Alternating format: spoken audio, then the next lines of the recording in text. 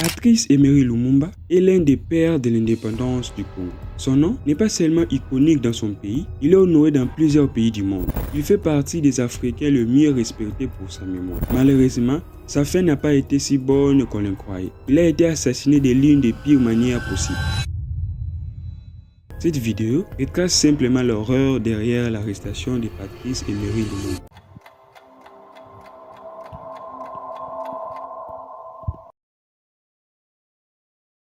Je suis ravi de vous avoir comme abonné. Nous sommes déjà 5000 en si peu de temps. Commentez, aimez la vidéo. C'est la meilleure façon de m'aider à atteindre 10 000 abonnés.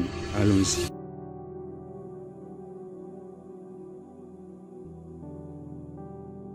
Nous commençons notre histoire directement en novembre 1960, près de 5 mois après l'indépendance du Congo. Le pays est profondément divisé. 4 principales factions. Chacune s'est proclamée indépendante avec son propre gouvernement et son propre armée. Quant à Patrice Emery Lumumba, il est en résidence surveillée depuis le 15 septembre 1960, après que plusieurs soldats de Mobutu ont été placés à son domicile. Il a été mis à l'écart pour avoir tenté de destituer le président en place grâce à son influence et au soutien de plusieurs députés élus. Il n'est pas seul dans cette situation. Plusieurs de ses ministres sont également assignés en résidence depuis le 10 octobre, sur l'ordre du colonel Mobutu, qui a pris le contrôle du pays en soutenant Joseph Kasavubu en tant que commandant en chef de l'armée. Dans cette lutte pour la légitimité, plusieurs camps s'opposent. Mobutu et Kasavubu d'un côté, Lumumba et Gizenga de l'autre côté, Moïse Tshombe et Evariste Kimba qui forment un troisième groupe, Albert Kalonji et Joseph Ngalula représentant la quatrième fraction. Le 22 novembre, le président Kasavubu se rend lui-même aux États-Unis pour exposer la crise qui frappe son pays devant l'Assemblée générale des Nations unies. Finalement, il obtient une reconnaissance officielle avec 53 votes, soit le nombre maximal nécessaire pour être considéré comme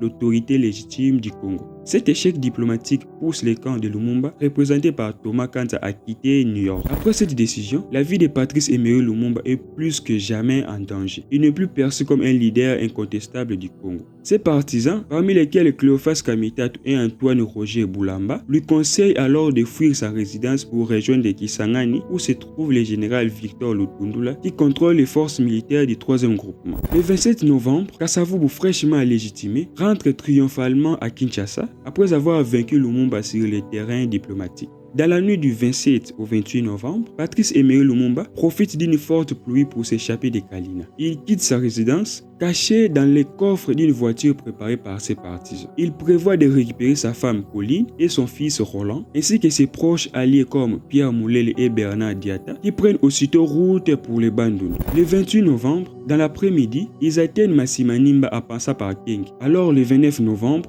ils arrivent à Bulungu, où ils sont vite reconnus par la population et tiennent un meeting improvisé. L'information parvient à Kinshasa, l'homme en résidence surveillée est désormais à Bandundu. Mobutu, alerté, envoie une équipe de militaires pour traquer Lumumba. Mais, profitant de leur avance et des routes rudimentaires de l'époque, les soldats ne parviennent pas à les rattraper aussitôt. Le 30 novembre, Lumumba traverse Mangai avant d'arriver plus tard la nuit au port d'Ilebo. Confiant du soutien populaire, il organise encore un nouveau meeting à Mweka. Vers 23h, ils atteignent la rivière Sankour. Mais les bacs, censés transporter leurs véhicules, se trouvent de l'autre rive. Alors Lumumba et certains compagnons traversent en pirogue pour aller négocier le retour du bac, laissant derrière eux Pauline, Roland et le reste du groupe. Les discussions s'éternisent jusqu'à 1h du matin. Finalement, les maîtres du bac acceptent. Lumumba revient seul pour récupérer ses proches et sa délégation. Mais entre 23h et 1h du matin, les militaires de Mobutu ont eu le temps d'arriver à Lodi,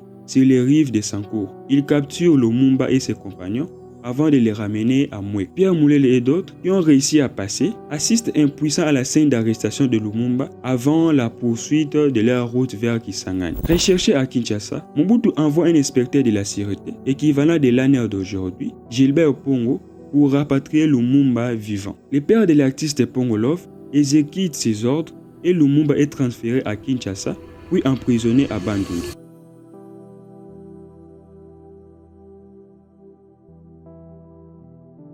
Il y avait plusieurs autres hommes qui ont combattu pour l'indépendance. Alors, pourquoi arrêter seulement Lumumba? Il y a plusieurs raisons à cela. D'abord, le 30 juin 1960, tout le monde s'attendait à entendre un discours de remerciement de la part de Lumumba aux anciens colons, mais au lieu de cela, il a défié l'Assemblée, en particulier en présence du roi Baudouin, avec un discours qui a laissé un goût amer à de nombreux participants. Aujourd'hui victorieux, Je vous salue au nom du gouvernement congolais. À vous tous, mes amis, qui avez lutté sans relâche à nos côtés, nous avons connu les ironies, les insultes, les coups que nous devions subir matin, midi et soir, parce que nous étions des nègres.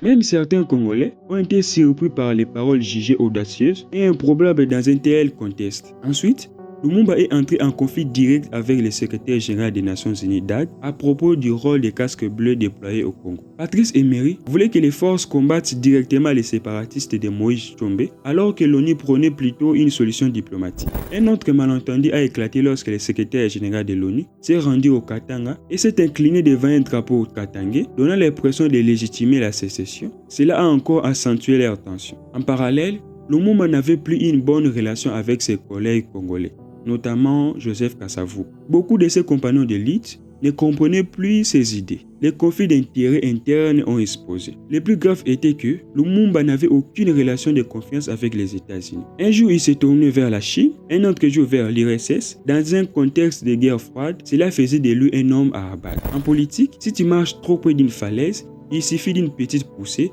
et tu perds tout. C'est exactement ce qui est arrivé à Lumumba.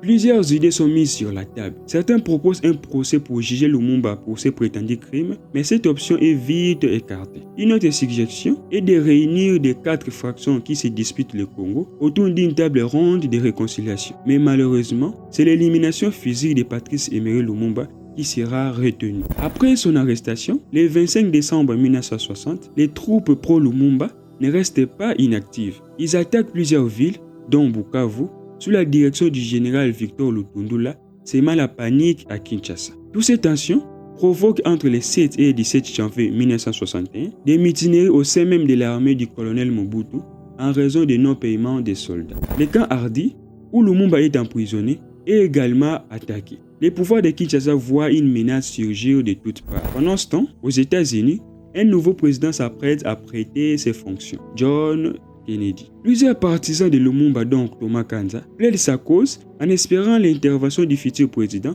notamment par l'intermédiaire de sa femme. Malgré ces efforts, la CIA informe le gouvernement de Kinshasa qu'il faut régler les problèmes avant la prestation des serments de Kennedy. En effet, les États-Unis accusent Lumumba d'être trop proche du communisme et craignent qu'il fasse basculer le Congo dans un bloc soviétique, un scénario inacceptable pour l'Occident dans un pays aussi stratégique. Pourtant, bien que Lumumba ait menacé plusieurs fois de demander de l'aide à l'URSS, il n'a jamais été communiste.